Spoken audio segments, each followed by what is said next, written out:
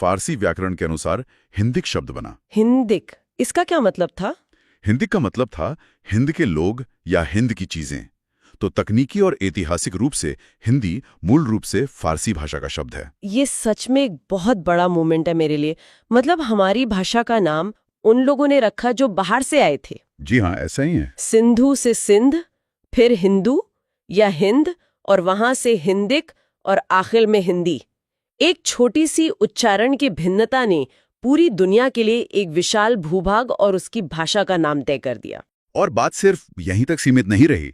अगर हम इतिहास के धागों को आगे जोड़ें तो इसी हिंदिक शब्द ने आगे चलकर पूरी दुनिया में भारत की पहचान को गढ़ा। वो कैसे? जब यूनानी लोग आए तो उन्होंने इसी शब्द को अपनी भाषा में ढाला और ये इंडिका बन गया। अच्छा, इंडिका। जी, और फिर उसी इंडिका से अंग्रेजी भाषा का शब्द इंडिया निकल कर आया। ये तो ऐसा है जैसे एक शब्द ने पूरी दुनिया का सफर तय किया हो। बिल्कुल। अब जब हम देख रहे हैं कि भाषा एक भौगोलिक सीमा पार करती है तो अपना रूप कैसे बदल लेती है, वो महज एक शब्द से एक पूरी पहचान कैसे बन जाती है? इसके लिए हमें भाषा की कार्यप्रणाली को समझना होगा।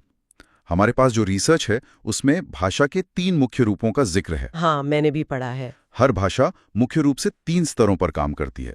सबसे पहला और प्रधान रूप है मौखिक रूप।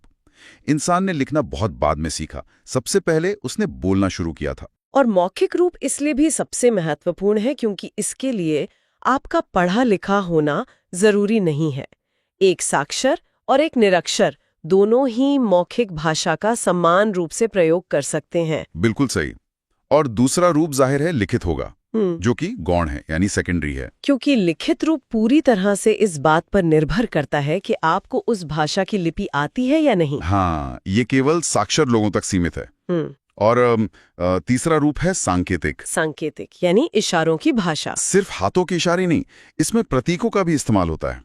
जैसे सड़क पर चलते हुए ट्रैफिक की लाल बत्ती हमें रुकने का संकेत देती है, या रेलवे स्टेशन पर हरी झंडी ट्रेन को चलने का इशारा करती है। ये भी संवाद का ही एक तरीका है। बिल्कुल, ये तो हुए भाषा के रूप, लेकिन इसके काम करने का तरीका क्या है? मुझे रिसर्च में भाषा की 8 प्रमुख विशेषताओं की एक लिस्ट मिली है, और मैथमेटिकल तरीके से समझें ताकि ये कोई रटी रटाई थ्योरी ना लगे। हाँ, जरूर। जैसे पहली विशेषता है कि भाषा एक साधन है, साध्य नहीं। इसका सीधा सा मतलब है कि भाषा कोई मंजिल नहीं है, वो सिर्फ एक गाड़ी है जो आपके विचारों को दूसरी जगह पहुंचाती है।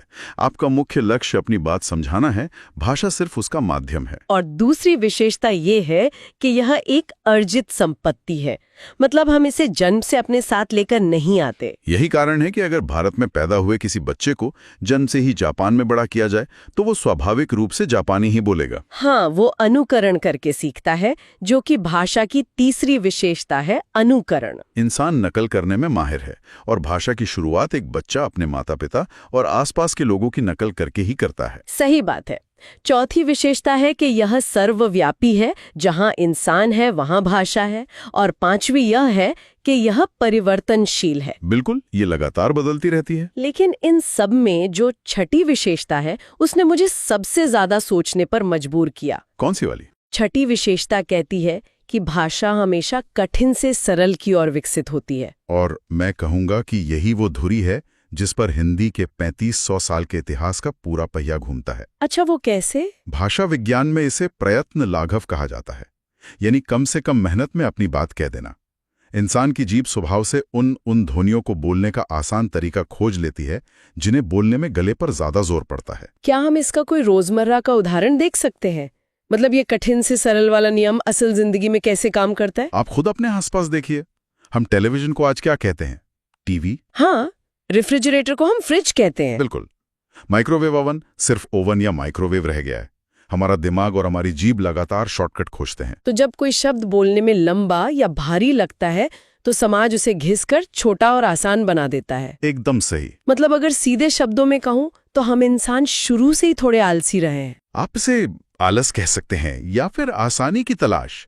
और यही आसानी की तलाश ना सदियों से भाषा को एक नया आकार दे रही है। जी। इसी 7वीं विशेषता जो भौगोलिक सीमा है और 8वीं विशेषता विचार विनिमय के साथ मिलकर भाषा लगातार बहती रहती है। तो अगर हम इस कठिन से सरल वाले नियम को इतिहास के पन्नों पर रखें तो सर AFR हॉर्नले का 1880 का एक बहुत ही महत्वपूर्ण वर्गीकरण सामने आता है। हाँ, हॉर्नले का वर्गीकरण बहुत प्रसिद्ध है। उन्होंने भारतीय आर्य भाषाओं के पूरे कालक्रम को 3 बड़े हिस्सों में बांटा है। उन्होंने इतिहास को बहुत ही वैज्ञानिक ढंग से देखा। इस भाषाई सफर की शुरुआत होती है प्राचीन आर्य भाषा काल से, जिसका समय 1500 ईसा पूर्व से लेकर 500 ईसा पूर्व तक माना जाता है। ये वो दौर था ना जब संस्कृत अपने चरम पर थी। बिल्कुल। और संस्कृत के भी 2 रूप थे। पहला था वैदिक संस्कृत। ये मुख्य रूप से वेदों, उपनिषदों और ब्राह्मण ग्रंथों तक सीमित थी।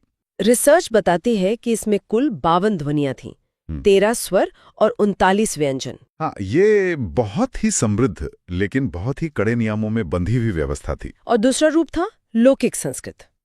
लौकिक यानी जो आम लोक में या संसार में प्रचलित हो रही थी। इसी लौकिक संस्कृत में महर्षि वाल्मीकि ने रामायण की रचना की और पाणिनि जैसे महान वैयाकरण ने अष्टाध्यायी जैसा ग्रंथ लिखा जी, जिसने भाषा को एक नियमबद्ध ढांचा दिया। लौकिक संस्कृत में ध्वनियों की संख्या 52 से घटकर 48 रह गई थी। जी, लेकिन एक बात मुझे समझ नहीं आती। बताइए क्या? अगर वैदिक संस्कृत इतनी परफेक्ट थी, उसमें 52 ध्वनियां थीं, इतना साइंटिफिक स्ट्रक्चर था, तो लोगों ने उसे छोड़ा क्यों? कोई अपनी इतनी समृद्ध भाषा को छोड़कर लौकिक संस्कृत और फिर बाद में प्राकृत या अपभ्रंश की तरफ क्यों जाएगा? यहाँ आपका वही आलस या कठिन से सरल वाला नियम काम आता है। वैदिक संस्कृत बहुत उत्कृष्ट थी, इसमें कोई शक नहीं जी, लेकिन उसका उच्चारण हर किसी के बस की बात नहीं थी। उसमें कुछ ऐसी ध्वनियां थीं जिन्हें जिह्वा मूल्य ध्वनियां कहा जाता है। जिह्वा मूल्य, ये क्या होता है? जिह्वा मूल्य का मतलब है वे ध्वनियां जो जीभ के एकदम मूल भाग यानी गले के पास से निकलती हैं, जैसे वैदिक काल में ल और लहड़ जैसी ध्वनियां थी। अच्छा। अब आप सोचिए, एक आम इंसान जो खेत में काम कर रहा है या बाजार में सामान बेच रहा है, वो रोजमर्रा की बातचीत में गले पर इतना जोर डालकर एकदम शुद्ध उच्चारण कैसे करेगा? ये तो सच में बहुत ही मुश्किल काम है। बात करते करते इंसान थक जाएगा। बिल्कुल। इसीलिए जैसे जैसे समय बीता, ये जटिल जीवामूल्य ध्वनियां लौकिक संस्कृत आते आते विलुप्त हो गईं। लोगों ने उन शब्दों को बोलने का आसान तरीका निकाल लिया। और इसी वजह से ध्वनियां 52 से 48 हो गईं। जी हाँ। और ये आसान करने का सिलसिला यही नहीं रुका। इसके बाद आता है मध्यकालीन आर्य भाषा का दौर, जो कि 500 ईसा पूर्व से 1000 ईस्वी तक का समय है। इसे दस्तावेजों में जन जन की आवाज कहा गया है। ये वो दौर था जब भाषा सच में महलों और गुरुकुलों से निकलकर गांव की चौपालों तक पहुंच गई। इसमें सबसे पहले आती है पाली भाषा। इसका समय 500 ईसा पूर्व से 1 ईस्वी तक माना जाता है। पाली को भारत की प्रथम देश भाषा या जन भाषा कहा जाता है। मैंने पढ़ा है कि पाली शब्द की व्युत्पत्ति पल्ली शब्द से मानी जाती है। पल्ली का मतलब होता है ग्राम या गांव। यानी ये पूरी तरह से आम ग्रामीण लोगों की उनकी अपनी समझ की भाषा थी। यही कारण है कि जब गौतम बुद्ध ने अपने ज्ञान का प्रसार करना शुरू किया तो उन्होंने संस्कृत का प्रयोग नहीं किया। उन्होंने अपने उपदेशों के लिए पाली भाषा को चुना। वो इसलिए क्योंकि वे चाहते थे कि उनकी बात समाज के आखिरी इंसान तक पहुंचे, जन जन तक पहुंचे। अगर वे जटिल भाषा का प्रयोग करते तो उनका संदेश आम जनता समझ ही नहीं पाती। बिल्कुल सही। ये एक बहुत बड़ी सामाजिक क्रांति थी। भाषा को एलीट वर्ग से निकालकर आम जनता के हाथों में सौंपना। और पाली के बाद फिर प्राकृत का दौर आया। हाँ, 1 ईस्वी से लेकर 500 ईस्वी तक। इसे पाली का ही अगला कदम मान सकते हैं। और जिस तरह बुद्ध ने पाली को अपनाया, उसी तरह महावीर स्वामी ने जैन धर्म के उपदेशों के लिए प्राकृत भाषा का चुनाव किया। ये आम लोगों की जबान में इतनी घुल मिल गई थी कि लगभग सभी आधुनिक भारतीय भाषाओं की जड़ें इसी प्राकृत में खोजी जा सकती हैं। अब यहाँ से कहानी एक बहुत ही रोचक मोड़ लेती है। प्राकृत से आज की जो हमारी आधुनिक हिंदी है, वहां तक का सफर रातों रात तो हुआ नहीं होगा। बिल्कुल नहीं। इसके बीच में जरूर कोई ऐसा संक्रमण काल या ट्रांजिशन पीरियड रहा होगा जिसने पुरानी दुनिया और नई दुनिया के बीच एक पुल का काम किया। उसी पुल को ना भाषा विज्ञान में अपभ्रंश कहा जाता है। अपभ्रंश। इसका समय 500 ईस्वी से 1000 ईस्वी तक माना गया है। लेकिन शब्द अपभ्रंश सुनकर ऐसा लगता है जैसे कुछ टूट गया हो या कुछ बिगड़ गया हो। आपने एकदम सही पकड़ा। अपभ्रंश शब्द का शाब्दिक अर्थ ही होता है बिगड़ा हुआ या गिरा हुआ रूप। ऐसा क्यों? दरअसल जो पुराने और सख्त व्याकरण के जानकार थे, जब उन्होंने देखा कि आम जनता प्राकृत के शब्दों को अपनी सहूलियत के हिसाब से और ज्यादा तोड़ मरोड़ कर बोल रही है, तो उन्हें लगा कि भाषा भ्रष्ट हो रही है। ओ, तो ये एक तरह का जजमेंट था। हाँ, इसीलिए उन्होंने इसे अपभ्रंश नाम दिया। लेकिन हकीकत में ये कोई गिरावट नहीं थी, ये भाषा का स्वाभाविक विकास था। तो अगर हम एक धागे में पूरे विकास क्रम को पिरोएं तो ये ऐसा दिखेगा। सबसे पहले आई वैदिक संस्कृत, उसमें से छनकर निकली लौकिक संस्कृत, जी। फिर वो और सरल होकर बनी पाली, जिसे हम प्रथम प्राकृत भी कहते हैं। पाली से विकसित हुई शुद्ध प्राकृत, प्राकृत से बना अपभ्रंश, और अपभ्रंश के ही परवर्ती या बाद के रूप को अवहट्ट कहा गया। और फिर उस अवहट्ट की कोख से जन्म लिया हमारी आज की हिंदी ने। ये एकदम सटीक टाइमलाइन है। और दिलचस्प बात यह है कि जिसे पंडितों ने बिगड़ी हुई भाषा कहा, उसी अपभ्रंश में आगे चलकर महान साहित्य रचा गया। बिल्कुल रचा गया। मेरे नोट्स में जिक्र है स्वयंभू का, जिन्हें अपभ्रंश का वाल्मीकि कहा जाता है। उन्होंने पौम चिरू नाम का एक पूरा महाकाव्य इसी बिगड़ी हुई भाषा में लिख डाला। और पुष्पदंत का भी जिक्र आता है, जिन्हें अपभ्रंश का वेदव्यास या भवभूति माना जाता है। जब आप किसी भाषा में महाकाव्य लिख सकते हैं तो वो भाषा बिगड़ी हुई कैसे हो सकती है? वही तो, वो तो जनमानस की सबसे शक्तिशाली आवाज बन चुकी थी। मुझे आचार्य किशोरीदास वाजपेयी की एक टिप्पणी बहुत मजेदार लगी। उन्होंने इस अपभ्रंश को णणण भाषा कहा है। णणण भाषा इसलिए क्योंकि जब भाषा सरल होने लगती है तो लोग शब्दों को गोल करना शुरू कर देते हैं। अच्छा, वो कैसे? ग्रामीण इलाकों में आप आज भी देखेंगे कि लोग पानी को पानी बोलते हैं। हाँ, मैंने सुना है। ण ध्वनि का इतना ज्यादा प्रयोग होने लगा था कि वाजपेयी जी ने इसे णण भाषा ही कह दिया। इसके कुछ अन्य नाम भी थे, जैसे अवहंस, अवहट या ग्राम्य भाषा। अब इस अपभ्रंश के पुल को पार करने के बाद हम पहुंचते हैं आज के दौर में। को तोड़ता है कौन सा मिथक? ये कि हिंदी कोई एक अकेली एकरूपी भाषा है। हम अक्सर सोचते हैं कि हिंदी मतलब सिर्फ वो जो हम किताबों में पढ़ते हैं या न्यूज़ चैनलों पर सुनते हैं। लेकिन डॉक्टर नगेंद्र का वर्गीकरण स्पष्ट करता है कि हिंदी असल में एक विशाल छाता है, एक पूरा इकोसिस्टम है, एक ऐसा समूह है जिसमें कोई एक दो नहीं बल्कि 5 पूरी की पूरी उपभाषाएं और उनके नीचे 17 अलग अलग बोलियां शामिल हैं। ये हिंदी की असली ताकत है। अपभ्रंश कोई एक जगह रुकी हुई चीज नहीं थी। जी। जैसे जैसे लोग अलग अलग भौगोलिक दिशाओं में गए, अपभ्रंश भी क्षेत्रीय स्तर पर बंट गया। मुख्य रूप से 5 क्षेत्रीय अपभ्रंश बने: शौरसेनी, मागधी, अर्धमागधी, खस और पैशाची, या जिसे ब्राचड़ भी कहते हैं। और इन्हीं से फूटी हमारी 17 बोलियां। चलिए इसे थोड़ा मैप पर इमेजिन करते हैं। हाँ, चलिए एक मेंटल मैप बनाते हैं। सबसे पहले चलते हैं पश्चिम की तरफ। शौरसेनी अपभ्रंश से हमारी पश्चिमी हिंदी का जन्म हुआ। अब अगर आप मथुरा, आगरा, दिल्ली और हरियाणा के आसपास का इलाका देखें तो इसके अंदर 5 बोलियां आती हैं, जिसमें सबसे प्रमुख है खड़ी बोली, जिसे कौरवी भी कहते हैं। यही आज की हमारी मानक या स्टैंडर्ड हिंदी का आधार है। इसके अलावा कृष्ण की धरती से निकली ब्रज भाषा, हरियाणा की बांगरू, जिसे हम हरियाणवी कहते हैं, बुंदेलखंड की बुंदेली और कन्नौजी, ये सब पश्चिमी हिंदी का हिस्सा हैं। अब यहाँ से थोड़ा पूर्व की तरफ चलते हैं। जब हम अर्धमागधी अपभ्रंश वाले क्षेत्र में आते हैं तो वहां जन्म होता है पूर्वी हिंदी का। इसके अंदर 3 बहुत ही मीठी बोलियां आती हैं: अवधी, बघेली और छत्तीसगढ़ी। भगवान राम की कथा अवधी में ही जन जन तक पहुंची। तुलसीदास जी का रामचरितमानस इसी का प्रमाण है। और अगर हम और पूरब में जाएं तो हमें मागधी अपभ्रंश से निकली बिहारी उपभाषा मिलती है। बिहारी के अंदर भी 3 प्रमुख बोलियां हैं: मगही, मैथिली और भोजपुरी। विद्यापति के गीत मैथिली में रचे गए। और भोजपुरी का तो क्या ही कहना। बिल्कुल, आज के समय में भोजपुरी सिर्फ बिहार या यूपी तक सीमित नहीं है। ये मॉरिशस, सूरिनाम और फिजी जैसे दुनिया के कई देशों में बोली जा रही है। अब थोड़ा उत्तर की तरफ पहाड़ों की वादियों में चलते हैं। खस अपभ्रंश से विकसित हुई हमारी पहाड़ी उपभाषा। इसके अंतर्गत कुमाऊनी, गढ़वाली और पश्चिमी पहाड़ी बोलियां आती हैं। और आखिर में वीरों की भूमि यानी राजस्थानी। इसकी तो अपनी 4 अलग अलग दिशाओं की शाखाएं हैं। पूर्वी राजस्थानी, जिसे जयपुरी या ढूंढाड़ी कहते हैं। पश्चिमी राजस्थानी, जिसे हम मारवाड़ी के नाम से जानते हैं। उत्तरी राजस्थानी यानी मेवाती। और दक्षिणी राजस्थानी, जिसे मालवी कहा जाता है। तो अगर इस पूरे परिदृश्य को देखें तो ये एक विशाल वटवृक्ष की तरह है, जिसकी जड़ें वैदिक संस्कृत की 52 ध्वनियों की गहराई में है, जिसका तना अपभ्रंश की खुरदुरी जमीन से होकर गुजर तो को खोलना है। सही कहा। ये समझना है कि जिस हिंदी को हम एक सिंगल हाईवे समझते हैं, वो असल में अलग अलग पगडंडियों, नदियों और क्षेत्रीय लहजों से मिलकर बना एक विशाल पारिवारिक वृक्ष है। उज़्बेकिस्तान वाला ये तथ्य वाकई मतलब भाषा की उस ताकत को दर्शाता है जो सरहदों से परे जाती है। और देखिए, इस पारिवारिक वृक्ष को समझने के लिए ना सबसे पहले इसके बीज को समझना होगा। हमारी शोध सामग्रियों में एक शब्द बार बार आता है, अपभ्रंश। अच्छा, अपभ्रंश? हाँ, आम बोलचाल में लोग इसे कोई बिगड़ा हुआ रूप मान लेते हैं, जैसे भाषा में कोई खराबी आ गई हो।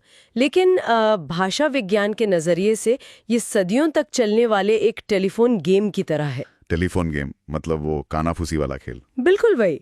होता यह है कि प्राचीन काल में जब विद्वान संस्कृत के उस कठोर व्याकरण का पालन कर रहे थे, तब आम जनता ने अपनी सुविधा और अपना समय बचाने के लिए शब्दों को थोड़ा सरल करना शुरू किया।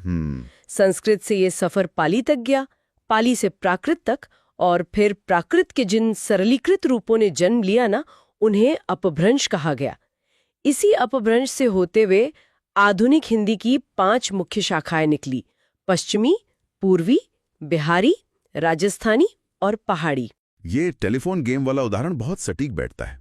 मतलब सदियों तक आम इंसान अपनी रोजमर्रा की हड़बड़ी में शब्दों के किनारे घिसता रहा और नई भाषाएं जन्म लेती रहीं। हाँ, बिल्कुल ऐसा ही हुआ।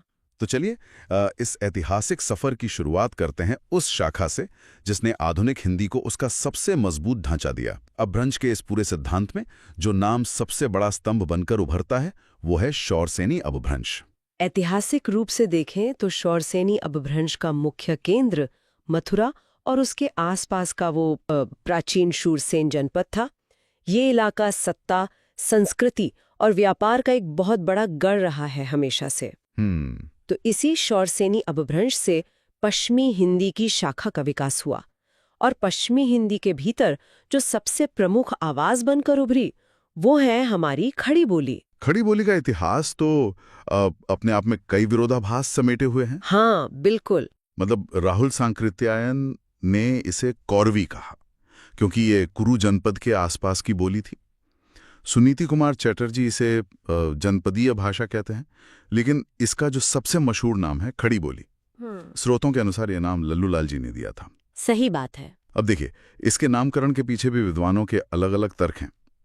डॉक्टर धीरेन्द्र वर्मा का मानना है कि इस बोली में खड़ी पाई की अधिकता होती है, यानी वो खड़ी लकीर जो हम हिंदी शब्दों के अंत में या मात्राओं में देखते हैं, उसके कारण इसे ये नाम मिला। और अगर इसके व्याकरण को देखें ना, तो ये आकार बहुला है। आकार भोला मतलब? इसका मतलब है कि इसके अधिकांश शब्दों का अंत आ की ध्वनि पर होता है, जैसे गया, आया, खाया, चला। ये बिल्कुल सीधी, सपाट और बिना किसी लाग लपेट वाली संरचना है। अच्छा। और इसके साहित्यिक सफर की बात करें तो अमीर खुसरो इसके प्रथम प्रयोगकर्ता माने जाते हैं, जिन्होंने अपनी पहेलियों और मुखरियों में इसका भरपूर इस्तेमाल किया।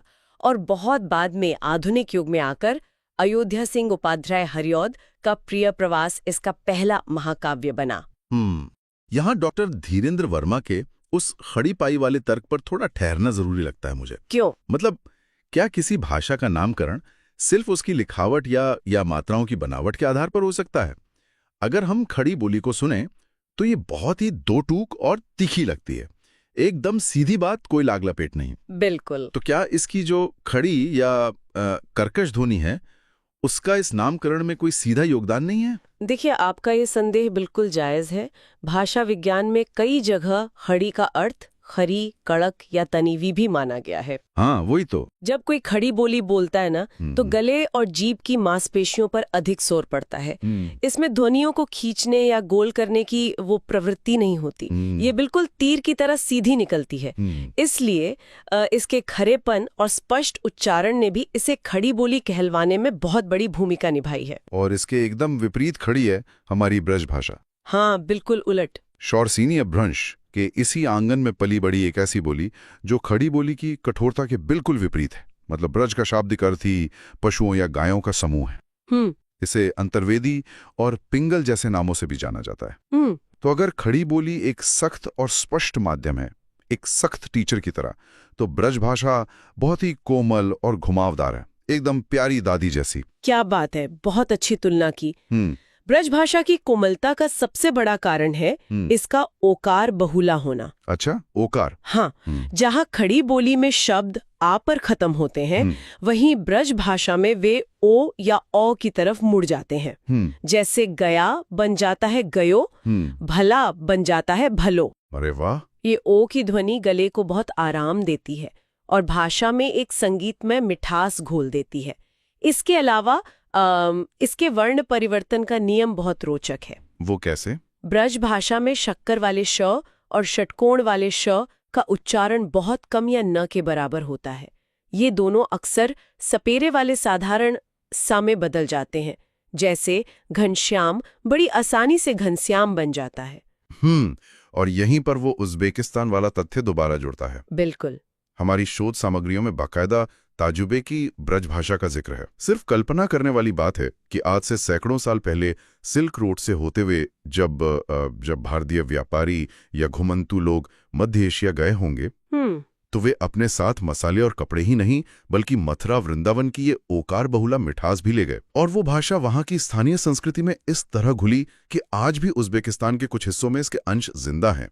देखिए, भाषाएं हमेशा उन रास्तों पर सफर करती हैं जहां से व्यापार और इंसान गुजरते हैं। सही बात है। ताजिकिस्तान का ये भाषाई कैप्सूल हमें यही बताता है कि ब्रज भाषा का प्रभाव किसी एक भौगोलिक दायरे में सिमटा हुआ नहीं था। तो अगर सत्ता के केंद्र और इन कवियों के दरबारों से थोड़ा बाहर निकलें और पश्चिमी हिंदी के सीमांत इलाकों की तरफ चलें, तो बुंदेली और हरियाणवी जैसी बोलियों से सामना होता है। हाँ, ये एक अलग ही रंग है। बुंदेली मुख्य रूप से झांसी, ग्वालियर और बुंदेलखंड के इलाकों में बोली जाती है और इसका सबसे दमदार साहित्यिक रूप हमें आल्हा खंड में मिलता है, जो असल में बुंदेली की एक उपबोली बनाफरी में लिखा गया है। बिल्कुल, बनाफरी में। वीर रस से भरी इन लोक कथाओं में बुंदेली का जो व्याकरण उभर कर आता है वो बड़ा ही व्यवहारिक है। बुंदेली की व्यवहारिकता उसके ध्वनि परिवर्तन में छिपी है। असल में इस बोली में एक बहुत ही स्पष्ट नियम है, महाप्राण ध्वनियों का अल्प प्राण में बदल जाना। इस महाप्राण और अल्प प्राण के मैकेनिज्म को थोड़ा गहराई से समझने की जरूरत है। ये है क्या? देखिए, इसे ऐसे समझा जा सकता है कि बोलते समय हमारे फेफड़ों से जो हवा बाहर आती है वही ध्वनियों का निर्माण करती है। जिन व्यंजनों को बोलने में हवा का तेज झोंका बाहर फेंकना पड़े उन्हें महाप्राण कहते हैं। अच्छा। जैसे ध या भ, आप बोलकर देखें, मुंह से ज्यादा हवा निकलेगी। हाँ। और जिन व्यंजनों में कम हवा लगे वे अल्प प्राण हैं, जैसे द या ब। तो बुंदेली बोलने वालों में पीढ़ियों के उस टेलीफोन गेम में अपनी ऊर्जा बचाना सीख लिया, इसलिए वे आधा, जिसमें ध के लिए ज्यादा सांस चाहिए, उसको आधा कहते हैं। मुझको बन जाता है मुझको। अरे वाह! ये कम ऊर्जा में अपनी बात कहने का एक बिल्कुल प्राकृतिक तरीका है। ये तो भाषा का अपना इवोल्यूशन है, मतलब हवा बचा रहे हैं लोग। हाँ, बिल्कुल। अब इसी पश्चिमी पट्टी पर थोड़ा ऊपर की तरफ हमारा हरियाणा का क्षेत्र है। अहीर और आना से बना हरियाणा। यहाँ की बोली हरियाणवी या बांगरू खड़ी बोली की तरह ही आकार बहुला है। लेकिन इसके शोध दस्तावेज पढ़ते हुए एक बात ने बहुत ध्यान खींचा मेरा। हरियाणवी में द्वित्व वर्णों यानी डबल कॉन्सोनेंट्स का बेतहाशा प्रयोग होता है। बिल्कुल। न का अड़ा हो जाना, जैसे अपना का अपड़ा, और साधारण शब्दों में एक अतिरिक्त वजन डालना, जैसे बेटा को बेटा या बापू को बापू कहना। ये जो अतिरिक्त वजन है ना, यही हरियाणवी की असली पहचान है। हाँ, और इसे पढ़कर ना एकदम से संगीत के ऑडियो प्रोडक्शन की याद आ गई मुझे। वो कैसे? जैसे कोई गाना चल रहा हो और प्रोड्यूसर अचानक से ट्रैक का बास बढ़ा दे, हैवी बास, आवाज में एक भारीपन और धमक आ जाती है। हाँ हाँ, हरियाणवी लहजा बिल्कुल ऐसा ही हैवी बास महसूस कराता है। लेकिन सोचने वाली बात यह है कि हरियाणवी में इतनी एम्फैटिक या कड़क ध्वनि क्यों है?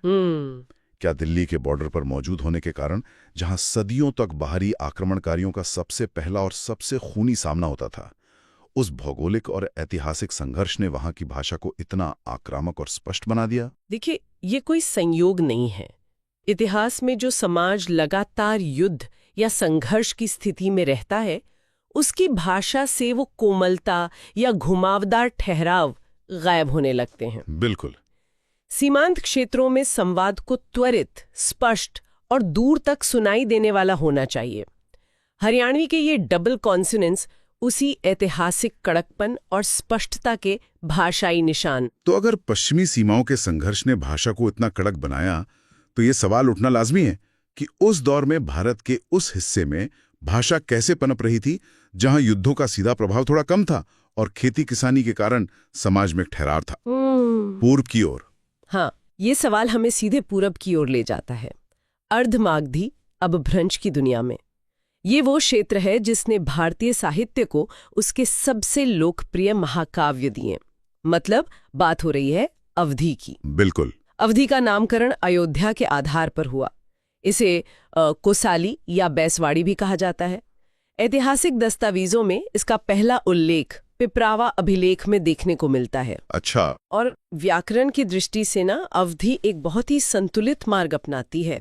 ये न तो खड़ी बोली की तरह पूरी तरह आकार बहुला है और ना ही ब्रज की तरह ओकार बहुला। ये तटस्थ रहती है, न्यूट्रल। हाँ। और इसका एक दिलचस्प नियम ये है कि इसमें लर की ध्वनि अक्सर र में बदल जाती है। लेकिन अवधी के इतिहास में जो सबसे चौंकाने वाली बात है वो है इसका साहित्यिक ब्लॉकबस्टर दौर। बिल्कुल, वो दौर तो अद्भुत था। मुल्ला दाऊद ने 1379 में चंदायन लिखी।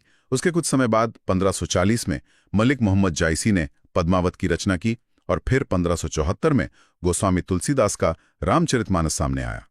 देखा जाए तो महज 200 सालों के भीतर अवधी ने भारतीय जनमानस को लगातार 3 ऐसे महाकाव्य दिए जिन्होंने समाज की रूह को छू लिया। लेकिन साहित्य के इतने बड़े शिखर छूने के बावजूद एक विडंबना दिखती है मुझे। वो विडंबना मानक हिंदी के चुनाव को लेकर है ना? बिल्कुल।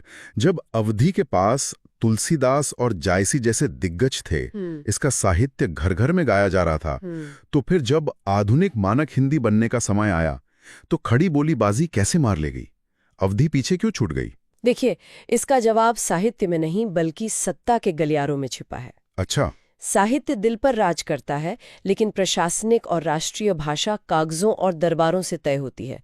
मुगलों से लेकर अंग्रेजों तक सत्ता का जो मुख्य केंद्र था वो दिल्ली और उसके आसपास का क्षेत्र रहा।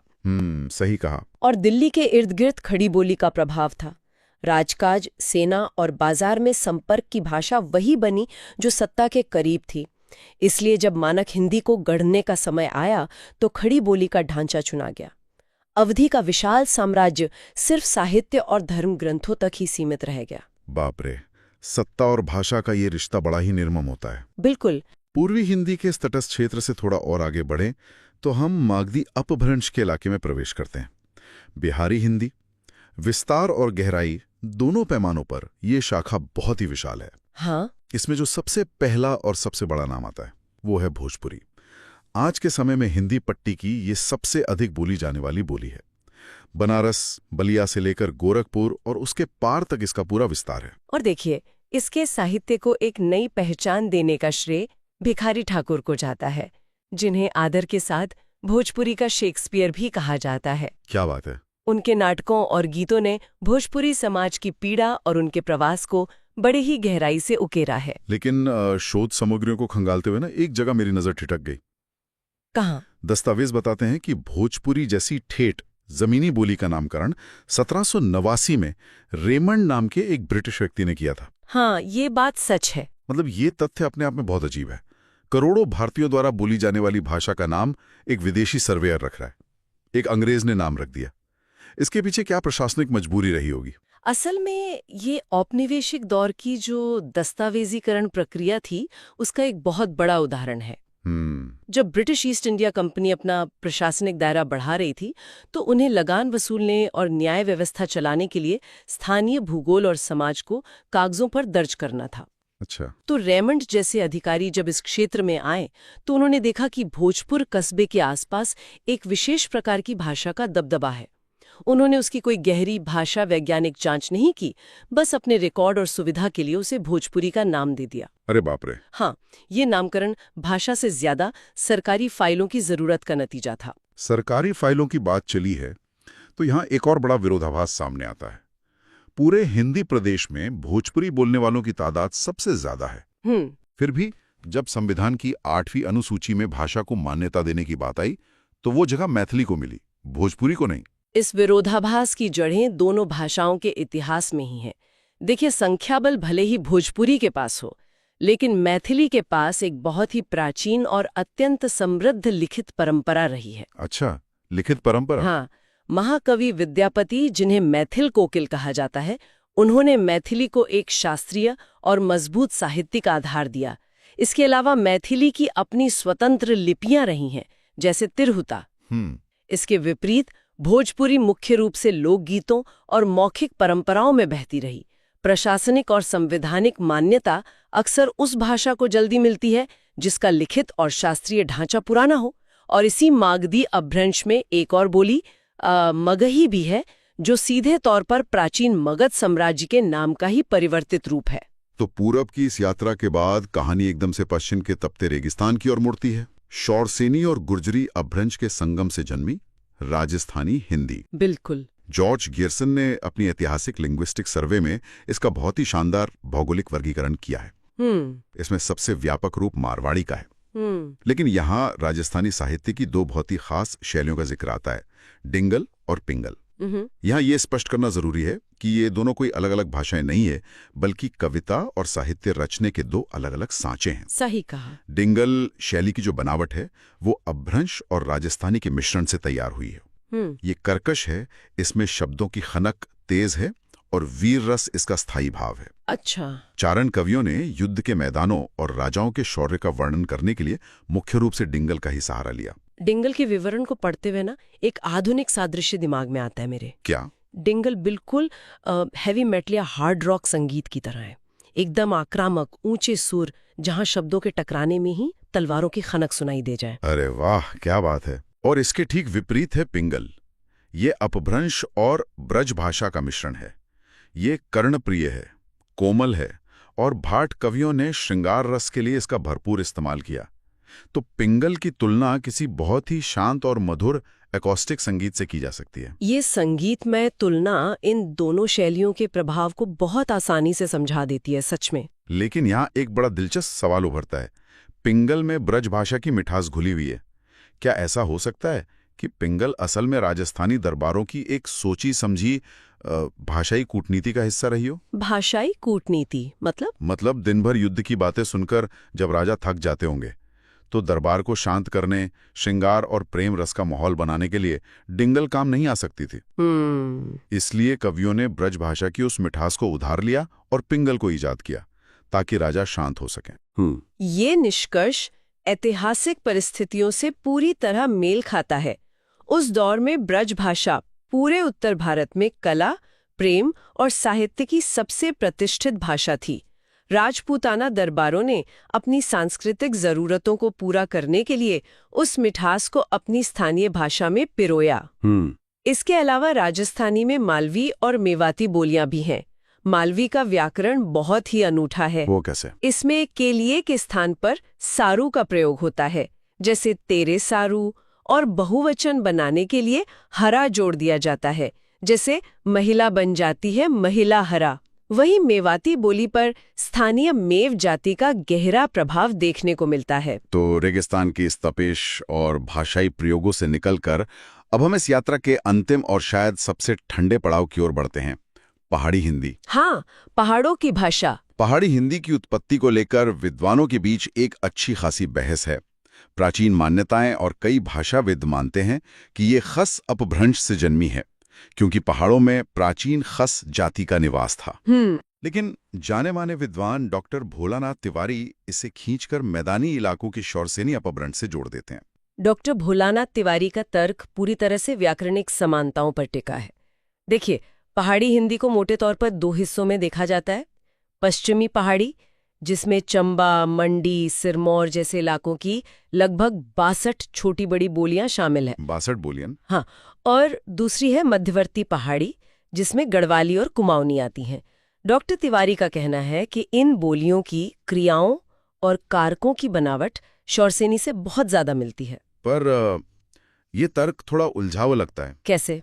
अगर पहाड़ी इलाकों की अपनी एक स्वतंत्र और प्राचीन जड़ खस मौजूद थी, जो भौगोलिक रूप से भी मैदानों से कटी हुई थी, तो डॉक्टर तिवारी उसे वापस मैदानी शौरसेनी से क्यों जोड़ रहे हैं?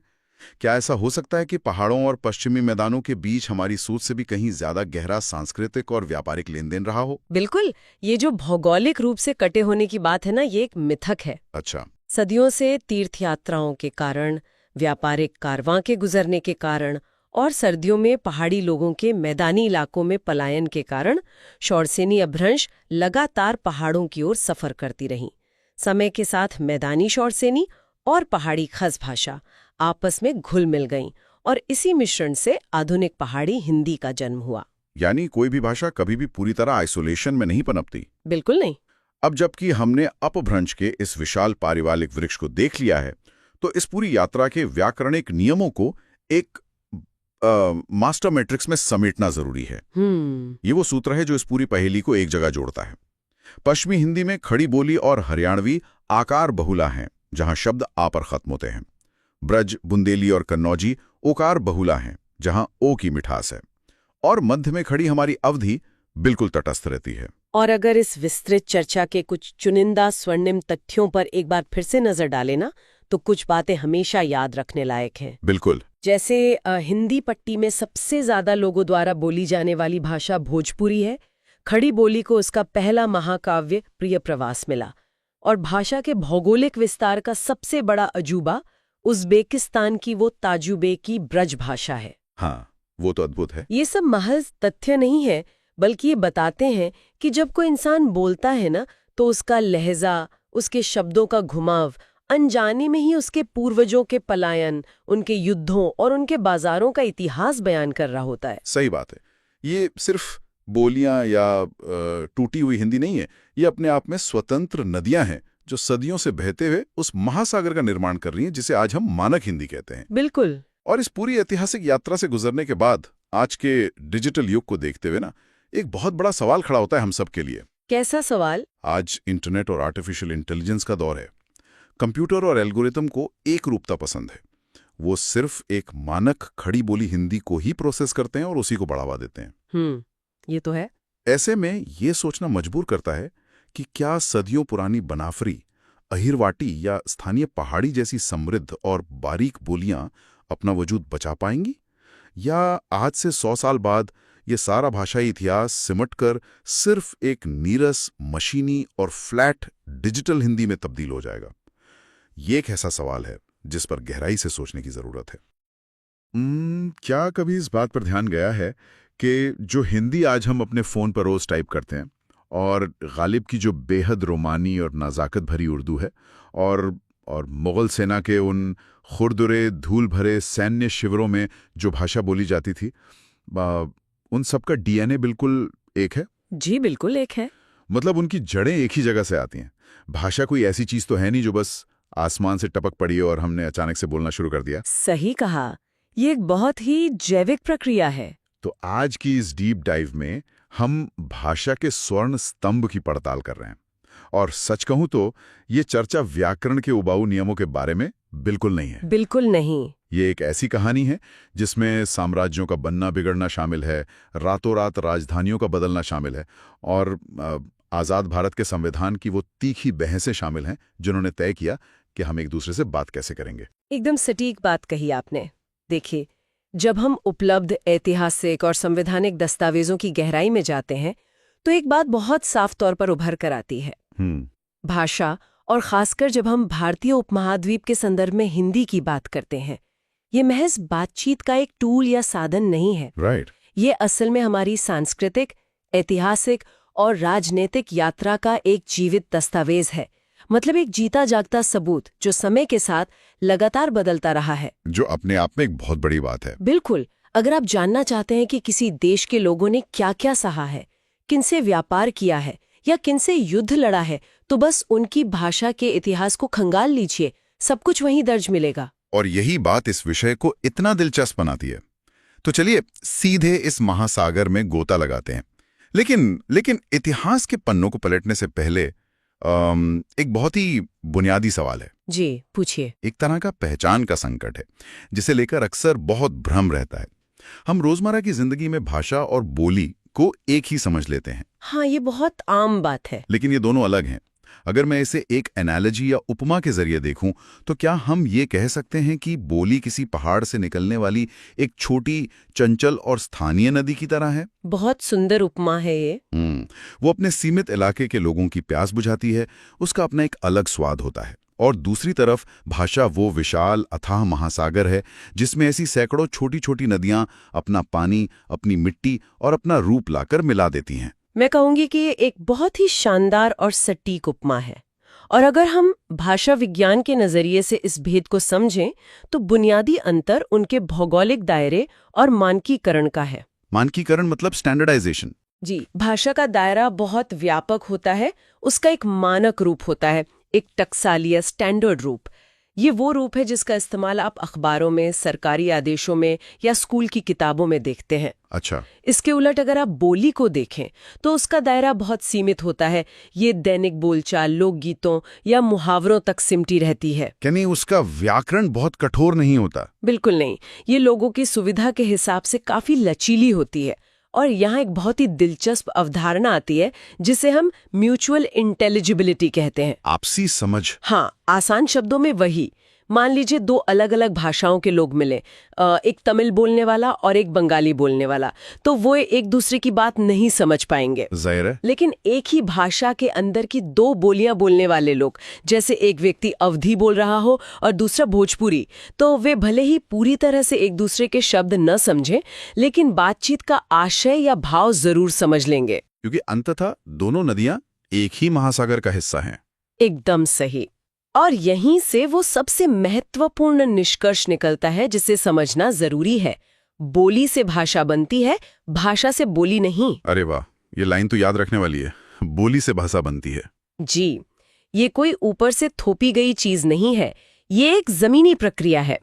सदियों तक जब कई बोलियां आपस में टकराती हैं, लेन देन करती हैं, तब जाकर वे एक मानक भाषा का रूप लेती हैं। ये तो हुई भाषा और बोली के बनने की बात।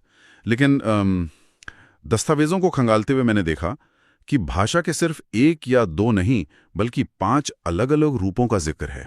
हाँ, भाषा के कई स्तर होते हैं। जैसे मानक भाषा तो वो हो गई जो किताबों और दफ्तरों में चलती है।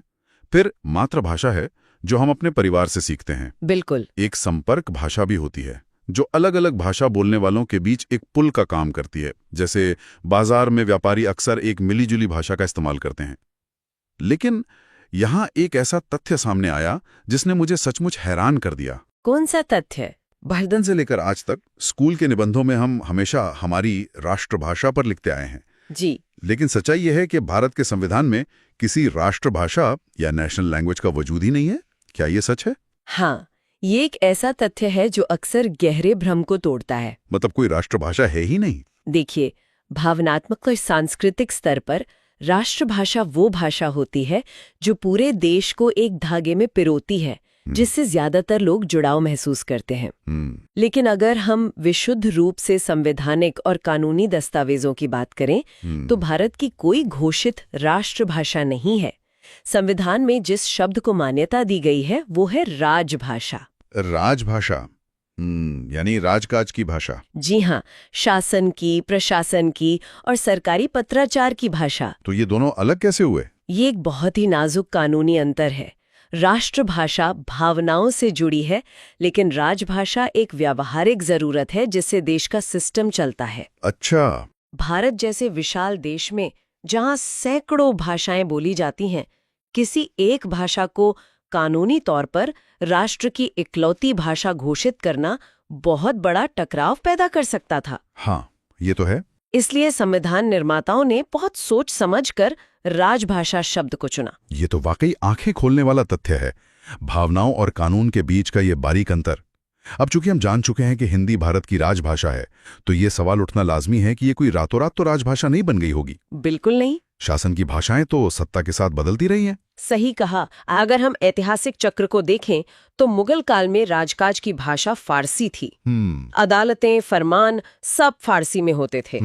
फिर अंग्रेज आए तो उन्होंने अपनी प्रशासनिक सुविधा के लिए धीरे धीरे अंग्रेजी को स्थापित कर दिया। और आजादी के बाद हिंदी को ये जिम्मेदारी मिली। जी, लेकिन हिंदी का ये जो मानक रूप आज हम देखते हैं, उसका इतिहास बहुत दिलचस्प और उतार चढ़ाव से भरा रहा है। यहीं पर मुझे वो डीएनए वाला सवाल वापस लाना है। अक्सर एक आम धारणा होती है कि हिंदी और उर्दू दो अलग अलग दिशाओं में बहने वाली नदियां हैं, जो कि पूरी तरह सच नहीं है ना? मतलब एक को मंदिरों और संस्कृत से जोड़कर देखा जाता है और दूसरी को मस्जिदों और फारसी से। लेकिन क्या वाकई आधुनिक हिंदी और उर्दू का जन्म स्थान एक ही है? ये शायद भारतीय भाषाई इतिहास का सबसे आकर्षक हिस्सा है। इन दोनों का मूल बिल्कुल एक है और उस मूल जड़ का नाम है खड़ी बोली। खड़ी बोली। हाँ, ये दिल्ली और उसके आसपास के इलाकों में बोली जाने वाली एक आम भाषा थी। इसी खड़ी बोली के तने से अलग अलग शाखाएं फूटी। तो ये उर्दू कैसे बनी फिर? इसे ऐसे समझिए, उर्दू शब्द का मूल तुर्की भाषा से आता है, जिसका मतलब होता है शिविर या छावनी, यानी मिलिट्री कैंप। अच्छा, सेना का कैंप। अब कल्पना कीजिए मुगल काल की एक बड़ी सैनिक छावनी की।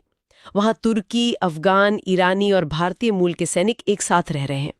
वे सब अपनी अपनी मातृभाषा बोलते हैं। तो जाहिर है उन्हें रोजमर्रा के काम के लिए, राशन मांगने के लिए या आदेश देने के लिए एक दूसरे से बात तो करनी पड़ेगी। बिल्कुल, और वहीं से एक नई संपर्क भाषा ने जन्म लिया। सैनिकों ने खड़ी बोली के व्याकरण और ढांचे को अपनाया, लेकिन उसमें अरबी, फारसी और तुर्की के शब्द पिरो दिए। अरे वाह! यही छावनी की भाषा धीरे धीरे उर्दू कहलाई। 18वीं सदी की एक बहुत मशहूर पुस्तक है बागो बहार, जिसे उर्दू गद्य का एक बेहतरीन शुरुआती नमूना माना जाता है। इसमें आप देख सकते हैं कि कैसे ये भाषा आकार ले रही थी।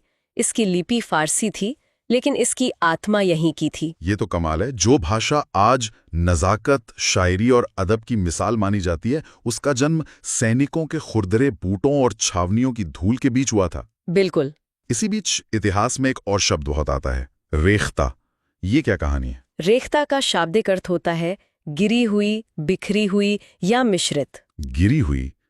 ये तो थोड़ा अपमानजनक सा लगता है। उस समय के कुलीन वर्ग के लिए ये ऐसा ही था। शुरुआत में दरबारों में फारसी का दबदबा था। जो लोग शुद्ध फारसी नहीं बोल पाते थे या फारसी के भारी शब्दों को आम बोलचाल के हिसाब से तोड़ मरोड़ कर बोलते थे, उस मिलीजुली भाषा को रेख्ता कहा गया। मलयाम लोगों की भाषा थी। हाँ, शुरुआत में इसे अनपढ़ों, मजदूरों या दासों की भाषा माना जाता था।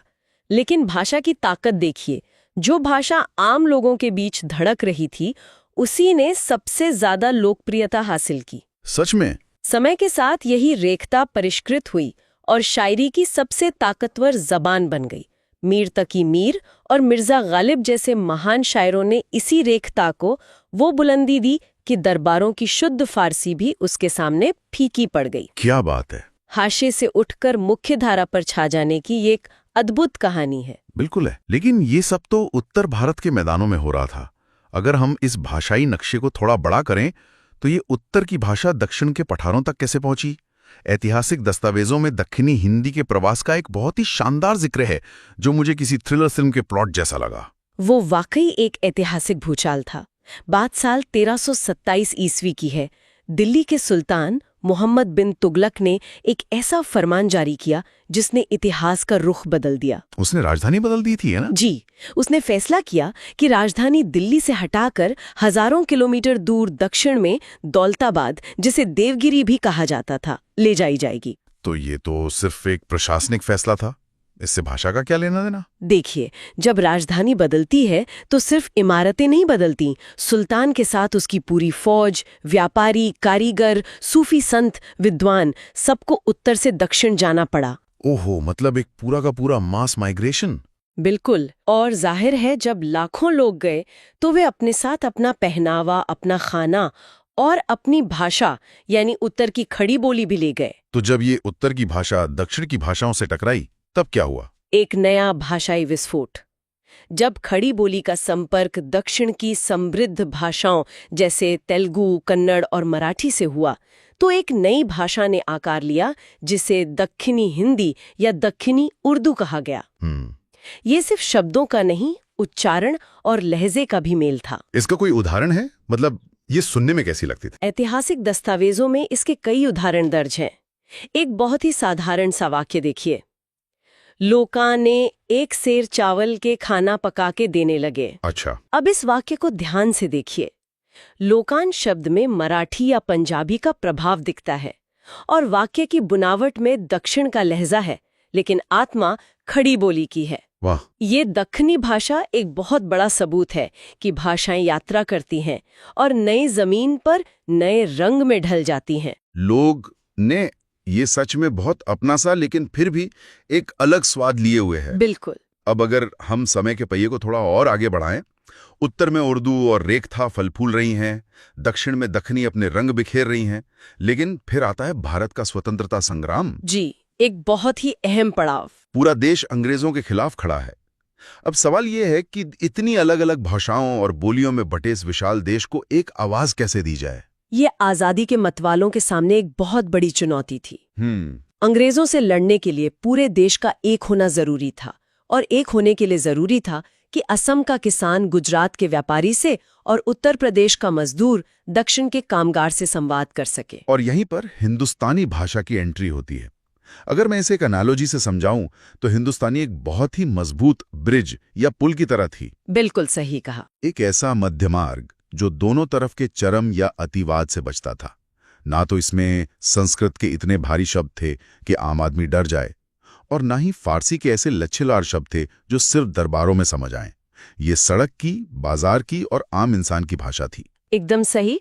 और मजेदार बात यह है कि इस हिंदुस्तानी शब्द का सबसे ज्यादा इस्तेमाल शुरुआत में अंग्रेजों ने ही किया था। अच्छा। हाँ, उन्होंने भारत के आम लोगों से संवाद करने और शासन चलाने के लिए इस मिलीजुली भाषा को पहचाना। लेकिन असली कमाल किया भारत के दूरदर्शी नेताओं ने, जैसे गांधी जी और नेहरू जी। बिल्कुल। महात्मा गांधी और पंडित जवाहरलाल नेहरू ने इस हिंदुस्तानी भाषा को आजादी के आंदोलन का एक रणनीतिक हथियार बना दिया। ये तो एक तरह का मास्टर स्ट्रोक था। जी, गांधी जी का स्पष्ट मानना था कि अगर आजादी की लड़ाई को महलों से निकालकर झोपड़ियों तक ले जाना है तो हमें उस भाषा में बात करनी होगी जो आम जनता समझती है। बहुत लॉजिकल है। उन्होंने जानबूझकर हिंदुस्तानी को बढ़ावा दिया ताकि हिंदू, मुस्लिम, उत्तर दक्षिण सब इस राष्ट्रीय सेतु के जरिए एक दूसरे से जुड़ सकें। ये रणनीति आजादी की लड़ाई तक तो बहुत शानदार थी, लेकिन यहां मैं थोड़ा पुशबैक देना चाहूंगा। जी बताइए। सड़कों पर भीड़ के सामने हिंदुस्तानी में जोशीले भाषण देना एक बात है, लेकिन जब देश आजाद हो गया और संविधान सभा एक बंद कमरे में बैठकर देश के भविष्य के कानून लिख रही थी, तब इस पुल को बनाए रखना इतना आसान तो नहीं रहा होगा। बिल्कुल आसान नहीं था, क्योंकि मेरे सामने जो दस्तावेज हैं वे बताते हैं कि संविधान सभा में भाषा को लेकर जबरदस्त टकराव हुआ था। दक्षिण भारत और गैर हिंदी भाषी राज्यों के नुमाइंदे इतनी आसानी से हिंदी को कैसे स्वीकार कर लेते? वहां असल में क्या हो रहा था? आप बिल्कुल सही जगह उंगली रख रहे हैं। वो आजाद भारत का शायद सबसे तनावपूर्ण क्षण था। संविधान सभा में भाषा का मुद्दा इतना संवेदनशील था कि इसने लगभग सभा को 2 हिस्सों में बांट दिया था। अच्छा। एक बड़ा धड़ा था जो मानता था कि आजादी का मतलब है अंग्रेजी को तुरंत कूड़ेदान में डाल देना और पूरी तरह से भारतीय भाषा, विशेषकर हिंदी को लागू करना। और दूसरा धड़ा? दूसरी तरफ गैर हिंदी भाषी राज्य थे जिनका तर्क था कि हम पर कोई भाषा थोपी नहीं जा सकती और प्रशासन की भाषा अचानक बदलने से सिस्टम चरमरा जाएगा। तो ये गतिरोध कैसे टूटा? इतना बड़ा जो क्लैश था। बहुत लंबी और तीखी बहसों के बाद मुंशी आयंगर फॉर्मूले के तहत एक बीच का रास्ता निकाला गया। 14 सितंबर 1949 को एक ऐतिहासिक सहमति बनी जहां हिंदी को, जिसकी लिपि देवनागरी हो, राजभाषा का संवैधानिक दर्जा दिया गया। अच्छा, इसीलिए 14 सितंबर को हिंदी दिवस मनाया जाता है। जी हाँ, और ये भी याद रखना चाहिए कि वैश्विक स्तर पर इसके प्रचार के लिए 10 जनवरी को विश्व हिंदी दिवस भी मनाया जाता है। 10 जनवरी। लेकिन असली जादू तो संविधान के भाग 17 में बुना गया है। ये पूरा का पूरा भाग भाषा की संवैधानिक वास्तुकला है। ये सिर्फ एक नियम नहीं बल्कि एक पूरा इकोसिस्टम है।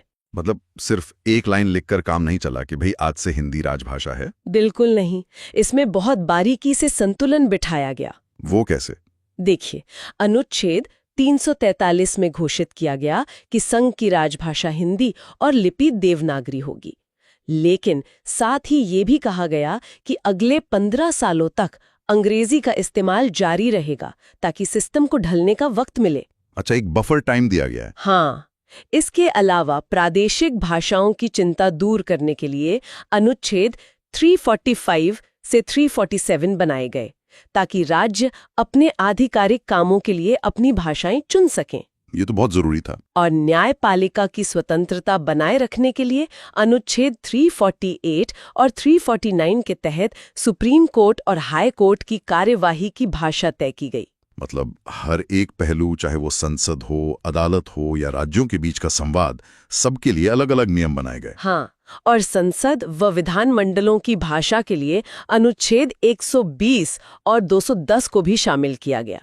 लेकिन असली ड्रामा संविधान लागू होने के बाद शुरू हुआ। ड्रामा? कैसा ड्रामा? संविधान ने कहा था कि भाषा के विकास को देखने के लिए आयोग बनाए जाएंगे। इसी के तहत 1955 में प्रथम राजभाषा आयोग बना, जिसके अध्यक्ष बीजी खेर थे। और दस्तावेजों के मुताबिक इस आयोग ने बहुत आक्रामक रवैया अपनाया था। बहुत ज्यादा आदर्शवादी और आक्रामक। बीजी खेर आयोग ने सीधे सिफारिश कर दी कि हिंदी का प्रयोग अनिवार्य कर दिया जाए, माध्यमिक स्कूलों में इसे लागू किया जाए और यहाँ तक कि न्याय प्रणाली की पूरी भाषा भी हिंदी कर दी जाए। ये तो ऐसा है जैसे किसी चलती हुई ट्रेन का इंजन अचानक बीच रास्ते में बदल देना। गैर हिंदी भाषी राज्यों, खासकर दक्षिण भारत में तो इससे आग लग सकती थी। बिल्कुल लग सकती थी, और यही बात एक दूसरी समिति ने समझी। 1957 में गोविंद बल्लभ पंत की अध्यक्षता में एक संसदीय राजभाषा समिति बनी। तो इन्होंने क्या किया? पंत समिति ने व्यावहारिकता को प्राथमिकता दी। उन्होंने महसूस किया कि राष्ट्रीय एकता भावनाओं से नहीं, बल्कि एक सुचारू रूप से चलने वाले सिस्टम से आती है। इसलिए उन्होंने एक बहुत ही अहम सिफारिश की कि अंग्रेजी का इस्तेमाल सिर्फ 15 साल बाद खत्म न किया जाए, बल्कि इसे एक सहायक राजभाषा के तौर पर आगे भी जारी रखा जाए। और इस एक फैसले ने शायद भारत को एक बहुत बड़े भाषाई विभाजन से बचा लिया। बिल्कुल। ये तो हुई राजभाषा की बात।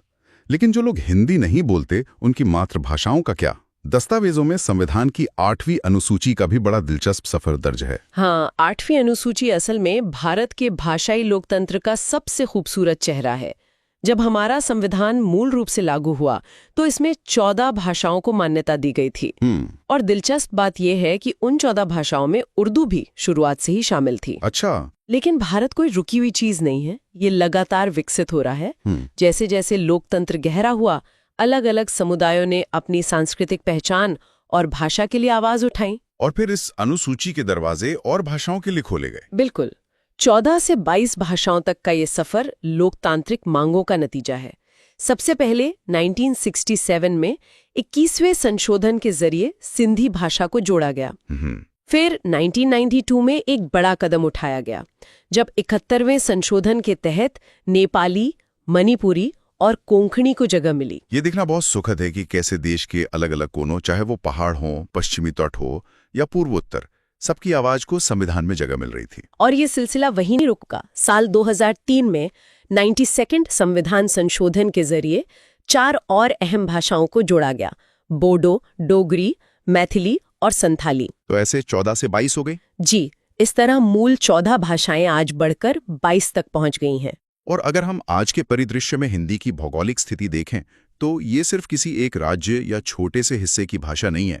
दस्तावेज बताते हैं कि आज ये 9 राज्यों जैसे मध्य प्रदेश, राजस्थान, उत्तर प्रदेश, बिहार, छत्तीसगढ़, झारखंड, हिमाचल प्रदेश, हरियाणा, उत्तराखंड और एक केंद्र शासित प्रदेश यानी हमारी राष्ट्रीय राजधानी दिल्ली की मुख्य राजभाषा है। ये एक विशाल भूभाग है। अगर हम आज के इस पूरी चर्चा के धागों को एक साथ समेटें तो हम हिंदी और भारतीय भाषाओं के एक संपूर्ण पारिस्थितिकी तंत्र या इकोसिस्टम को देख सकते हैं। बिल्कुल। ये पूरा तंत्र मुख्य रूप से 3 मजबूत स्तंभों पर टिका है। पहला है संवैधानिक ढांचा, यानी भाग 17 और 8वीं अनुसूची की वो कानूनी वास्तुकला जिसने इस विविधता को सुरक्षित रखा। दूसरा है भाषिक स्तंभ, जिसमें मानक भाषा, मातृभाषा और संपर्क भाषा एक साथ मिलकर काम करते हैं। और तीसरा है ऐतिहासिक स्तंभ, वही सफर जिसकी हमने शुरुआत में बात की थी। कैसे भाषा सैन्य छावनियों की खुरदुरी जमीन से निकली, रेख्ता के रूप में कवियों की महफिलों में सजी, मोहम्मद बिन तुगलक के साथ दक्षिण के पठारों तक गई और आज़ादी की लड़ाई में हिंदुस्तानी बनकर पूरे देश का पुल बन गई। जी, ये वाकई एक स्वर्ण स्तंभ है। आज की चर्चा ने ये बिल्कुल साफ कर दिया है कि भाषा कोई जड़ वस्तु नहीं है, हम सब देवनागरी के नाम से जानते हैं। जी, और आज की चर्चा के लिए हमारे पास जो मुख्य सोर्स है वो एक बहुत ही विस्तृत रिसर्च और विजुअल डॉक्यूमेंट है। इसका नाम है देवनागरी डिकोडेड। सही कहा। और हमारा मिशन इस अध्ययन के जरिए ये समझना है कि ये लिपि आखिर विकसित कैसे हुई, इसके नाम को लेकर इतना विवाद क्यों है, और सबसे जरूरी बात, क्यों कई भाषाविद इसे सिर्फ एक वर्णमाला नहीं बल्कि एक वैज्ञानिक मास्टरपीस मानते हैं? एग्जैक्टली मुझे तो लगता है कि सोर्स में इतनी गहरी जानकारी है कि इस पूरे विषय को समझाने के लिए एक लॉन्ग ऑडियो बनाना बहुत ही मजेदार और जरूरी काम था। बिल्कुल। तो चलिए इस पहेली के सबसे पहले और शायद सबसे रहस्यमयी हिस्से से शुरुआत करते हैं, यानी इसका नाम। किसी भी चीज को समझने की शुरुआत तो उसके नाम से ही होती है ना? लेकिन देवनागरी के नाम पर तो विद्वान आज तक एकमत नहीं है। हाँ, ये इतिहास के सबसे दिलचस्प विवादों में से एक है। आमतौर पर किसी लिपि का नाम उस जगह से आता है जहां वो जन्मी हो जी, लेकिन हमारे सोर्स के अनुसार देवनागरी के मामले में 3 बहुत बड़े और अलग-अलग दावे हैं। पहला दावा वास्तुकला या आर्किटेक्चर से जुड़ा है। एक मिनट, वास्तुकला मतलब बिल्डिंग के डिजाइन से अक्षरों का डिजाइन? ये थोड़ा अजीब नहीं लग रहा? अगया अगर आप उत्तर भारत के प्राचीन मंदिरों की नागर शैली को देखें तो उसमें वर्गाकार, चौकोर और सीधी रेखाओं का बहुत महत्व था। एक ज्योमेट्री थी उसमें। ज्योमेट्री। बिल्कुल। और अगर हम देवनागरी के मूल अक्षरों को देखें जैसे प, म, ग या न, तो वो गोल या तिरछे होने के बजाय एक चौकोर ढांचे में बैठे हुए लगते हैं। अरे हाँ, उनमें एक स्पष्ट वर्टिकल और हॉरिजॉन्टल संतुलन दिखता है। सही कहा। डॉक्टर वर्मा का तर्क यही है कि उस युग की जो नागर सौंदर्य शास्त्र की भावना थी वो सिर्फ पत्थरों तक सीमित नहीं रही, उसने लिपियों को भी प्रभावित किया। तो ये तो कुछ वैसा ही हुआ जैसे आज के समय में मिनिमलिज्म का ट्रेंड है। वो हमारे घरों के इंटीरियर से लेकर फोन के ऐप आइकॉन्स तक हर जगह दिखता है। बहुत ही सटीक तुलना है ये। उस समय नागर शैली शायद वही विजुअल ट्रेंड रही होगी। चलिए, ये तो हुआ पहला दावा, लेकिन सोर्स में जो दूसरा दावा है वो थोड़ा ज्यादा ऐतिहासिक और पारंपरिक लगता है। जी, वो दावा गुजरात के नागर ब्राह्मणों से जुड़ा है और ये काफी व्यावहारिक सिद्धांत है। व्यावहारिक कैसे? मतलब उनका लिपि से क्या सीधा कनेक्शन था? ऐतिहासिक साक्ष्य बताते हैं कि गुजरात के नागर ब्राह्मण बहुत ही विद्वान और प्रभावशाली समुदाय थे। उनका व्यापार, प्रशासन और धर्म कर्म में गहरा दखल था। तो जाहिर है उन्हें हिसाब किताब रखने और ग्रंथ लिखने के लिए एक अच्छी लिपि चाहिए होगी। बिल्कुल। माना जाता है कि उन्होंने ब्राह्मी से विकसित हो रही इस नई लिपि को सबसे पहले अपनाया और इसका मानकीकरण किया। और क्योंकि ये नागर ब्राह्मणों द्वारा इस्तेमाल की जा रही थी तो आम बोलचाल में लोग इसे नागरी कहने लगे। ये तो काफी सीधा सीधा लॉजिक है ना? लेकिन तीसरा दावा भी है जो हम में से ज्यादातर लोगों ने शायद सुना हो। ये सीधे संस्कृत भाषा से जुड़ा है। हाँ, संस्कृत विद्वानों का तर्क, उनका मानना है कि संस्कृत सिर्फ एक भाषा नहीं बल्कि देववाणी यानी देवताओं की भाषा थी। सही। और देवताओं के इस पवित्र भाषा को जिस लिपि के नगर या ढांचे में बसाया गया, वो देवनागरी कहलाई। ये व्याख्या तो इसे एक बहुत ही आध्यात्मिक और सांस्कृतिक गरिमा दे देती है। बिल्कुल देती है, लेकिन कहानी यहां खत्म नहीं होती। इन आम दावों से परे कुछ ऐसे प्राचीन रहस्य भी हैं जो इस लिपि की जड़ों को और गहरा कर देते हैं। जैसे कि वो प्राचीन बौद्ध ग्रंथ वाला साक्ष्य मैंने पढ़ा था, उसमें कुछ नागलिपि का जिक्र है। हाँ, ललित विस्तार नामक बौद्ध ग्रंथ में 64 लिपियों का जिक्र है, जिनमें से एक है नागलिपि। कई शोधकर्ताओं का मानना है कि समय के साथ यही घिसकर नागरी बन गई। और एक राजशाही का दावा भी तो है, वो मुझे किसी थ्रिलर फिल्म के प्लॉट जैसा लगा। आप चंद्रगुप्त वाले दावे की बात कर रही हैं। हाँ। सोर्स में बताया गया है कि मौर्य और गुप्त काल के आसपास चंद्रगुप्त को देव कहा जाता था और उनकी राजधानी पाटलिपुत्र को लोग सम्मान से नगर कहते थे। बिल्कुल। तो ये थ्योरी कहती है कि देव के उस नगर में जो आधिकारिक लिपि इस्तेमाल होती थी वो देवनागरी बन गई। लेकिन इन सब में जिस सिद्धांत ने मेरा दिमाग सबसे ज्यादा घुमाया वो श्री आर श्याम शास्त्री का तांत्रिक प्रतीक सिद्धांत है। ओहो, श्याम शास्त्री जी का विश्लेषण, वो तो मानव मनोविज्ञान और ध्वनि विज्ञान का एक बिल्कुल अलग ही स्तर है। मतलब ये तांत्रिक ऊर्जा और प्रतीकों वाली बात बाकी सबसे एकदम अलग दिशा में जाती है। इसे थोड़ा आसान भाषा में समझते हैं। तो होता क्या है कि तांत्रिक उपासना में यंत्र और मंडल बनाए जाते हैं। इन्हें देवनगर भी कहा जाता था। तो इनमें वो विशेष ज्यामितीय आकृतियां होती हैं, जैसे एक दूसरे को काटते हुए त्रिकोण, वृत्त और बिंदु, पर इन प्रतीकों के रूप में उकेरते थे। अरे वाह! बिल्कुल। और पीढ़ी दर पीढ़ी ये तांत्रिक देवनागर के प्रतीक और सरल होते गए और अंततः इन्होंने संचार के लिए अक्षरों का रूप ले लिया। ये तो कल्पना करना ही रोमांचक है यार। शायद हम जो अ या क लिख रहे हैं वो सदियों पहले किसी अनुष्ठान में बना हुआ कोई त्रिकोण रहा होगा। मुमकिन है।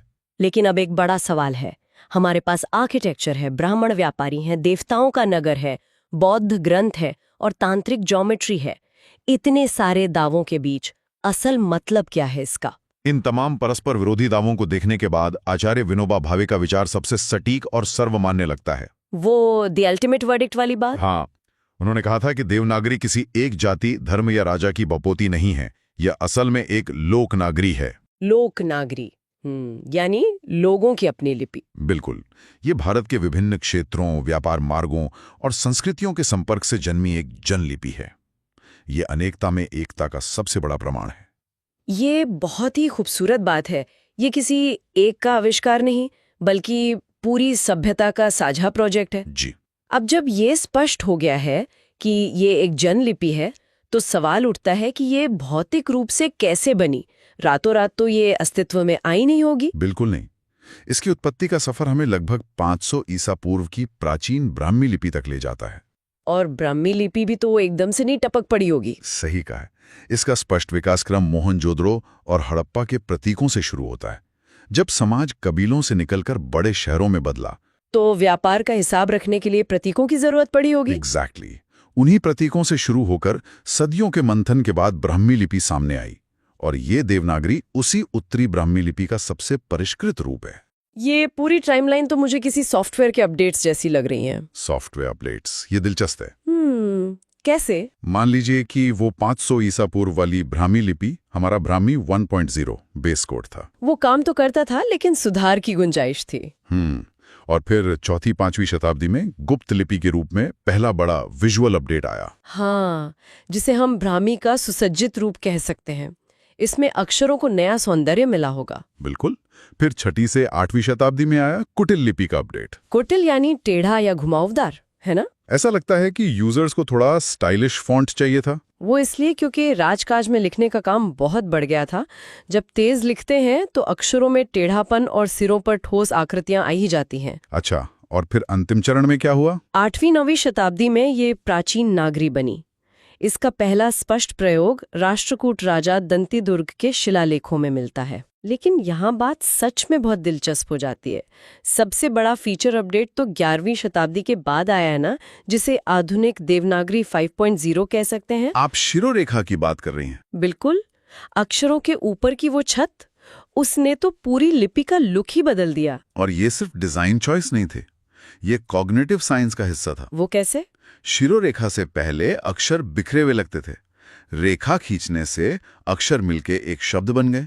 हमारी आंखें एक एक अक्षर नहीं, पूरे शब्द को एक साथ पहचानती हैं। अरे वाह! तो पढ़ने की स्पीड और समझ दोनों बढ़ गई। एक लाइन ने अक्षरों को परिवार की तरह बांध दिया। सही कहा। लेकिन जैसे जैसे ये सॉफ्टवेयर भारत के अलग अलग हिस्सों में गया, लोगों ने इसे अपनी जरूरत के हिसाब से ढालना शुरू किया। हाँ, और यहीं से वो महाविभाजन हुआ ना, जहाँ लिपियों की अलग अलग शाखाएं निकल पड़ी। बिल्कुल। प्राचीन नागरी 2 शाखाओं में बट गई, पश्चिमी शाखा और पूर्वी शाखा। पश्चिमी शाखा में देवनागरी, गुजराती, राजस्थानी और मराठी आ गई, जो मूल नागरी का सीधा विकास थी। हाँ, क्योंकि पश्चिमी क्षेत्रों में पत्थरों या तांबे की प्लेट्स पर लिखा जाता था। ये चीजें सीधी रेखाओं और कोणों को सह सकती थी। तो फिर पूर्वी शाखा के अक्षरों में इतनी अत्यधिक गोलाई कैसे आ गई? मतलब बांग्ला या उड़िया के अक्षर इतने गोल क्यों होते हैं? इसका जवाब उस समय के हार्डवेयर में छिपा है। हार्डवेयर? मेरा मतलब है लेखन सामग्री। पूर्वी भारत में ज्यादातर ताड़ पत्रों यानी पाम लीव्स पर लिखा जाता था। अच्छा, और उन पत्तों पर लोहे की लेखनी से खुरच कर लिखते थे। जी। अब ताड़ के पत्ते में एक प्राकृतिक रेशा होता है जो सीधा चलता है।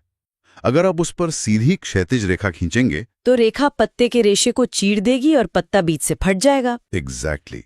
तो पत्ते को फटने से बचाने और तेज गति से लिखने के लिए उन्होंने सीधी रेखाओं की जगह अक्षरों को गोल घुमाकर लिखना शुरू कर दिया। ये तो कमाल है। मतलब सिर्फ एक भौतिक माध्यम की मजबूरी ने पूरी लिपि का विजुअल डिजाइन बदल दिया। जैसे एग्जाम में जल्दी जल्दी लिखने पर हमारी हैंडराइटिंग गोल हो जाती है। बिल्कुल वैसा ही। चलिए, ये तो हो गया इवोल्यूशन। लेकिन अब मैं उस पॉइंट पे आना चाहती हूँ जिस पर मुझे थोड़ा पुशबैक देना है। अच्छा, बताइए। हमारे सोर्स ने इसे एक वैज्ञानिक मास्टरपीस कहा है। सदियों का शोधन मान लिया, सुंदरता मान ली, लेकिन क्या ये सच में विज्ञान है या सिर्फ एक अच्छी व्यवस्था? ये एक बहुत ही वाजिब सवाल है। अक्सर लोग इसे सिर्फ एक अच्छी व्यवस्था मान लेते हैं। क्योंकि विज्ञान में तो फिजिक्स और एनाटॉमी होती है, अक्षरों के क्रम में विज्ञान कैसे हो सकता है? वही तो देवनागरी की सबसे बड़ी खूबी है, इसका इंसान की शारीरिक रचना यानी एनाटॉमी और ध्वनि विज्ञान के साथ सीधा गणितीय संबंध है। मतलब अक्षरों का जो क्रम है वो रैंडम नहीं है, जैसे ABCD होता है। बिल्कुल नहीं। अंग्रेजी में ए के बाद बी क्यों आता है, इसका कोई तार्किक आधार नहीं है, लेकिन देवनागरी में स्वरों और व्यंजनों का पूरा वैज्ञानिक विभाजन है। वो कैसे? चलिए एक प्रयोग करते हैं। ठीक है, मैं तैयार हूँ। व्यंजनों का पहला वर्ग है क वर्ग, क, ख, ग। इसे बोलिए और ध्यान दीजिए ध्वनि कहाँ से आ रही है। क, ख, ग। हाँ, ये तो गले के सबसे पिछले हिस्से यानी कंठ से आ रही है। बिल्कुल। अब इसके बाद च वर्ग बोलिए। च, छ, ज। ओहो, अब ध्वनि थोड़ा आगे बढ़कर मेरे तालू से टकरा रही है, जीभ ऊपर जा रही है ना? इसके बाद ट वर्ग आता है, ट, ठ, ड। इसमें जीभ और आगे बढ़कर मुड़ती है। हाँ, एकदम सही। फिर त वर्ग में जीभ सीधे आपके दांतों को छूती है, त, थ, द। और अंत में आता है प वर्ग, प, फ, ब, भ, म। बाप रे, इसमें तो जीभ या गले का कोई काम ही नहीं है, सीधे दोनों होंठ टकरा रहे हैं। अब आप समझिए, ये कंठ से शुरू होकर तालू, मूर्धा, दांत और होठों तक आने का एक पूरा शारीरिक नक्शा है। वेट, ये तो सच में प्योर एनाटॉमी है। गले के सबसे अंदर से शुरू होकर एक एक कदम बाहर, होठों तक। मेरा तो दिमाग ही घूम गया है। इसीलिए इसे वैज्ञानिक मास्टरपीस कहा जाता है। ये कोई रैंडम लिस्ट नहीं है। और मुझे लगता है इसकी वैज्ञानिकता का एक और बड़ा कारण इसकी स्पष्टता भी है। बिल्कुल। अगर हम इसे बड़े परिदृश्य से जोड़ें तो देवनागरी का नियम बहुत पारदर्शी है। जो बोला जाता है ठीक वही लिखा जाता है। हाँ, कोई मूक अक्षर या साइलेंट लेटर्स का कंफ्यूजन नहीं। अंग्रेजी की तरह नहीं, जहाँ KNIGHT को नाइट पढ़ते हैं और के चुपचाप बैठा रहता है। सही कहा। पाणिनि और बाद के विद्वानों ने एक ऐसा सिस्टम बनाया जो समय के साथ करप्ट न हो। एक ध्वनि के लिए एक प्रतीक, कोई कंफ्यूजन नहीं। तो आज की इस चर्चा को अगर समेटें तो हमने सच में बहुत कुछ नया जाना है। जी, देवनागरी सिर्फ एक टूल नहीं, एक 1000 साल लंबा प्रोजेक्ट है। बिल्कुल। इसमें राजाओं के फरमान है, तांत्रिकों के रहस्य है, आर्किटेक्ट्स की ज्योमेट्री है और आम लोगों की व्यवहारिक जरूरतें शामिल हैं। और ये इंसान की शारीरिक रचना का परफेक्ट तकनीकी अनुवाद भी है, एक सच्ची लोक नागरी। मुझे तो लगता है सुनने वालों के लिए ये एक आहा मोमेंट होगा। जो लिपि वो रोज इस्तेमाल करते हैं वो सदियों का एक मास्टरपीस है। यकीनन। लेकिन चर्चा खत्म करने से पहले मैं एक नया विचार छोड़ना चाहूंगी। हमने देखा कि इस लिपि को अपने परफेक्ट रूप तक पहुंचने में 1500 साल लगे और लिखने के माध्यम ने, जैसे ताड़पत्रों ने, इसका आकार बदला। तो आज के इस डिजिटल युग के बारे में क्या ख्याल है? डिजिटल युग। हाँ, आज हम पत्थरों पर नहीं, कांच की स्क्रीन पर स्वाइप टाइपिंग कर रहे हैं, शॉर्ट हैंड और इमोजी का इस्तेमाल कर रहे हैं, यहाँ तक कि वॉइस टाइपिंग भी कर रहे हैं। ये तो है। तो सोचने वाली बात यह है कि क्या अगले 100 सालों में हम देवनागरी का कोई नया डिजिटल म्यूटेशन देखेंगे? क्या स्क्रीन रेजोल्यूशन या टाइपिंग स्पीड की वजह से अक्षर फिर कोई नया आकार ले लेंगे? ये बहुत ही गहरा और विचारणीय प्रश्न है। बिल्कुल। अगली बार जब आप अपने फोन पे टाइप करें तो सोचिएगा कि आप इस 1000 साल लंबे इवोल्यूशन के अगले हिस्से का निर्माण कर रहे हैं। आज के इस डीप डाइव में बस इतना ही। हमारे साथ जुड़ने के लिए बहुत बहुत धन्यवाद।